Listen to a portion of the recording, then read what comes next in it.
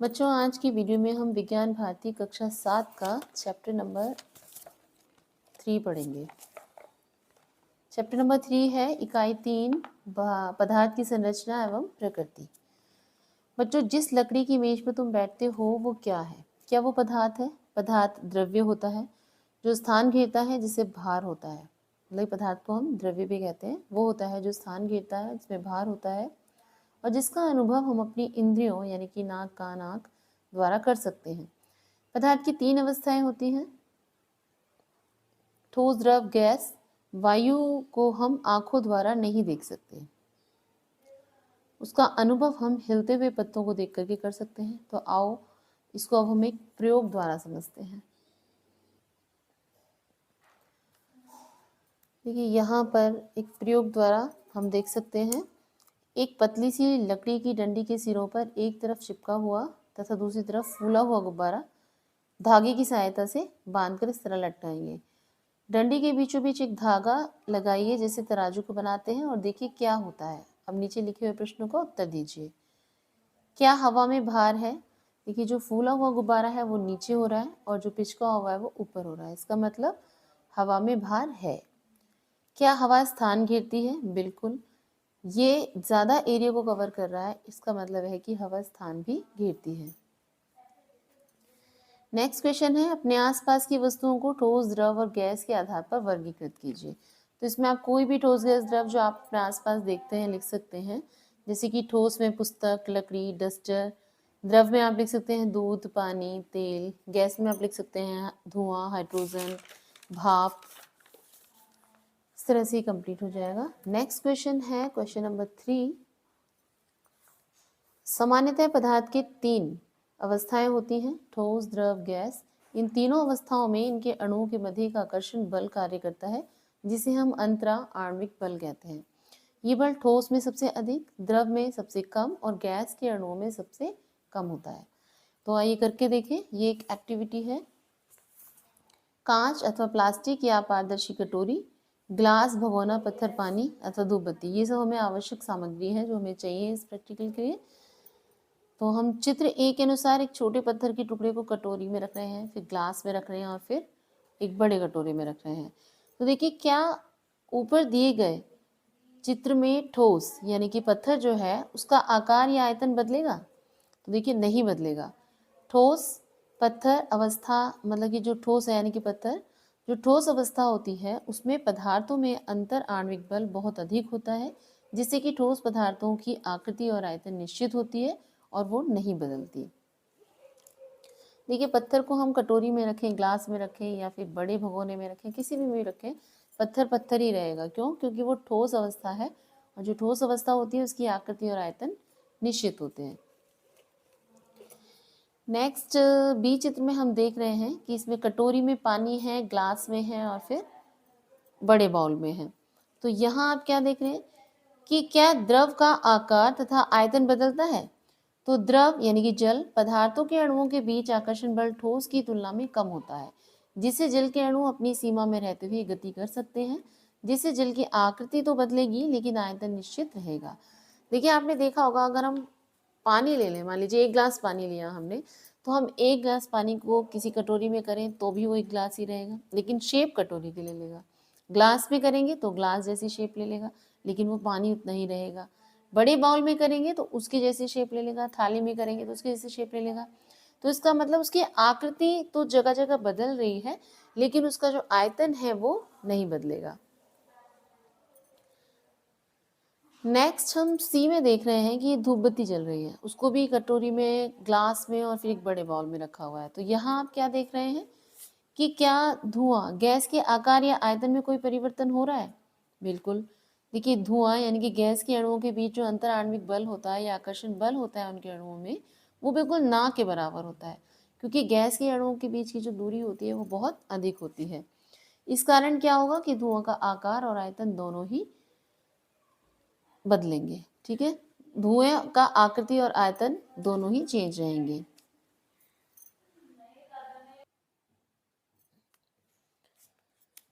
नीचे question number 4 में नीचे दिए गए गोलों में बिंदी चिपकाइए और बताइए कि ये गतिविधि क्या दर्शाती है।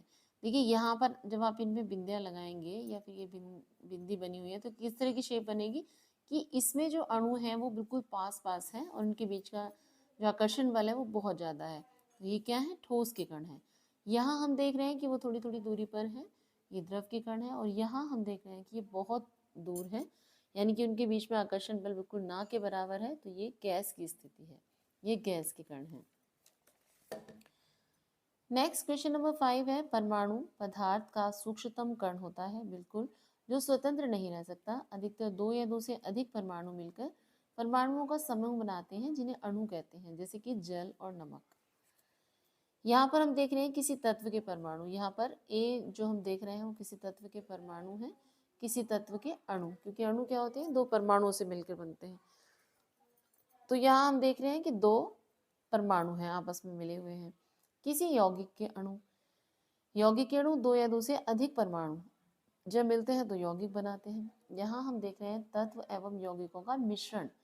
तो यहाँ पर भी 2 या 2 से अधिक परमाणु मिले हुए हैं, लेकिन आप देखेंगे कि यहाँ कुछ निश्चित अनुपात है और यहाँ पर कितने सारे भी मिले हुए हैं, एक अनिश्चित अनुपात में मिले हुए हैं, तो ये मिश्रण बना रहे हैं। तत्व में केवल एक ही प्रकार का परमाणु होते हैं, तो लोहा, तांबा आदि जैसे कि तत्व जो होते हैं उसमें एक ही तरह के परमाणु होंगे, जैसे कि लोहा, तांबा, चांदी। और एक ही तत्व के 2 या 2 से अधिक परमाणु मिलकर उसी तत्व का एक अणु बनाते हैं, जैसे कि ऑक्सीजन या हाइड्रोजन। कई तत्व ऐसे भी होते हैं जिनके एक अणु में केवल एक परमाणु होता है, वो तत्व कौन से हैं, जैसे कि हीलियम। नेक्स्ट है नियॉन। 2 या 2 से अधिक तत्व निश्चित अनुपात में मिलकर यौगिकों का निर्माण करते हैं तथा अनिश्चित अनुपात से मिलकर मिश्रण का निर्माण करते हैं। जैसे अभी पहले बताया आपको कि अगर निश्चित अनुपात में है तो क्या बनाएंगे, यौगिक, और अगर अनिश्चित अनुपात में है तो क्या बनता है, मिश्रण, जैसे जल और नमक आदि। ऊपर दिए गए चित्रों में कौन सा चित्र H2 हो सकता है। H2 का मतलब है हाइड्रोजन के 2 परमाणु, तो वो आप किस में देख रहे थे, हाइड्रोजन के 2 परमाणु बी में। नेक्स्ट है, ऊपर दिए गए चित्र में कौन सा चित्र NH3 हो सकता है। तो ये यौगिक आप देख रहे थे NH3, ये आप देख रहे हैं सी में, ये वाला। नेक्स्ट, नीचे दिए गए चित्रों में अणुओं को देखकर बॉक्स में उनका फॉर्मूला लिखिए। देखिए यहाँ हम देख रहे हैं O और इससे 2 परमाणु किसके मिले हुए हैं, H के, तो ये क्या बन गया, H2O। C and OO तो ये बन गया CO2, NOOOH ये बन गया NO2OH। नेक्स्ट है, मिलान करिए। स्तंभ A को B से मिलाना है। देखिए हाइड्रोजन, हाइड्रोजन का प्रतीक है H, यहाँ मिला देंगे। क्लोरीन का प्रतीक है Cl, इसको यहाँ मिला देंगे। कोबाल्ट मतलब CO, ब्रोमीन को Br से, नाइट्रोजन को N से और ऑक्सीजन को O से मिला देंगे। नेक्स्ट क्वेश्चन है, नीचे दिए गए रासायनिक सूत्रों में प्रयुक्त अवयवी संकेत लिखिए। जैसे कि NO2, यहाँ पे एक फॉर्मूला लिखा हुआ है NO2, तो इसमें क्या क्या है, नाइट्रोजन और ऑक्सीजन, तो N फॉर नाइट्रोजन और O फॉर ऑक्सीजन। NaCl में क्या देख रहे हैं आप, NaCl में Na यानी कि सोडियम, Cl में देख रहे हैं आप क्लोरीन। H2SO4 में H means hydrogen, S for sulphur and O for oxygen. H12 H22O11, इसमें आप देख रहे हैं कार्बन, हाइड्रोजन और ऑक्सीजन। नेक्स्ट क्वेश्चन है, रासायनिक सूत्रों को पूर्ण करिए। देखिए यहाँ पर हम एरो के साथ साथ चलेंगे। यहाँ हम देख रहे हैं C12 को मिलाना है H22 से O11, ये बन गया C12H22O11। CaCO3 ये बन गया कैल्शियम कार्बोनेट। HNO3 ये बन गया HNO3, Na2CO3 ये बन गया Na2CO3। इस तरह से फॉर्मूला बन गए, यौगिक बन गए। रिक्त स्थानों की पूर्ति कीजिए। इसमें हमें भरना है व्यापारिक नाम, जैसे कि नाम, व्यापारिक नाम है नमक, नमक के नाम से जाना जाता है, लेकिन उसका रासायनिक सूत्र होता है सोडियम क्लोराइड, और रासायनिक सूत्र क्या है, NaCl।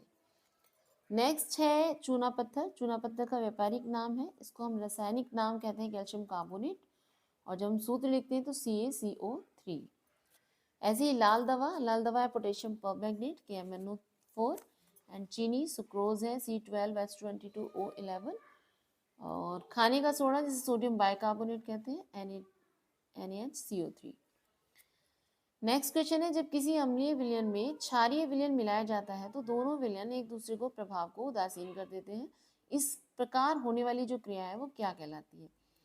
देखिए, जब अम्ल और क्षार मिलते हैं तो लवण बनाते हैं, जल निकलता है, ऊष्मा निकलती है। ये क्रिया उदासीनीकरण की क्रिया कहलाती है। नेक्स्ट 11 क्वेश्चन है, निम्नलिखित अभिक्रिया को पूर्ण कीजिए। जब HCl NaOH के साथ मिलेगा तो बनेगा NaCl प्लस H2O और इस प्रक्रिया में ऊष्मा रिलीज होगी। निम्नलिखित अभिक्रिया क्वेश्चन नंबर 12 देखेंगे अभी हम। नीचे दी गई प्रक्रिया की निर्मुक्त ऊष्मा को क्या कहते हैं? ये देखो, जो रिएक्शन दे रखी है, अम्ल क्षार लवण बन रहे हैं और जल और ऊष्मा निकल रही है, उदासीनीकरण है। तो इसकी जो ऊष्मा है वो उदासीनीकरण की ऊष्मा हो गई। नेक्स्ट है, मिलान कीजिए। खाने का सोडा सोडियम कार्बोनेट के निर्माण में यूज होता है। सिरका कहाँ यूज होता है? सफेदा बनाने में। हाइड्रोक्लोरिक अम्ल क्लोरीन के निर्माण में। चूना बनता है अमोनियम निर्माण में। और सोडियम क्लोराइड यानी कि साबुन उद्योग में।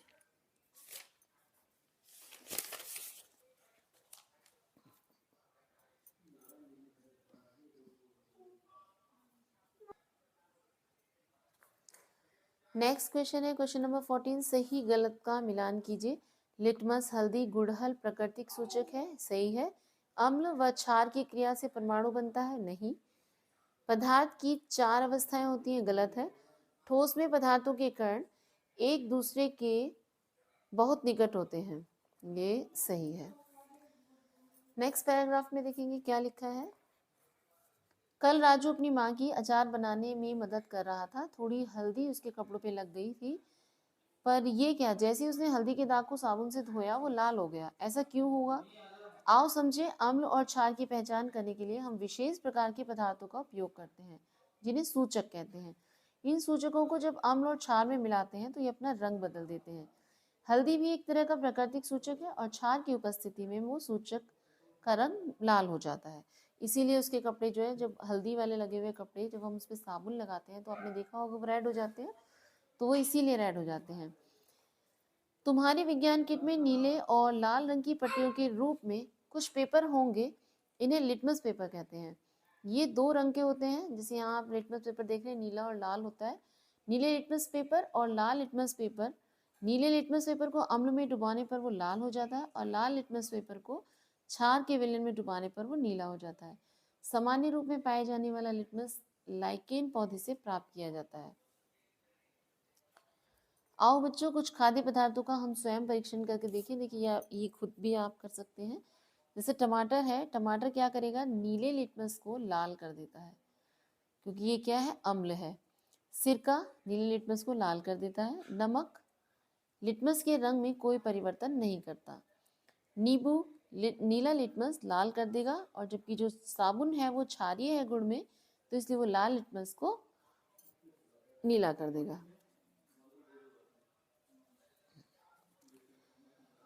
इसका नेक्स्ट क्वेश्चन है 16, गुड़हल की पंखुड़ियों का चूने के पानी में और नींबू के पानी के साथ प्रयोग करें। क्या गुड़हल की पंखुड़ियों का रंग बदलता है? अपने अनुभव को अपनी कार्य पुस्तिका में लिखें।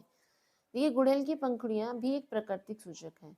जैसे हल्दी थी ना, तो वैसे ही प्राकृतिक सूचक है ये भी।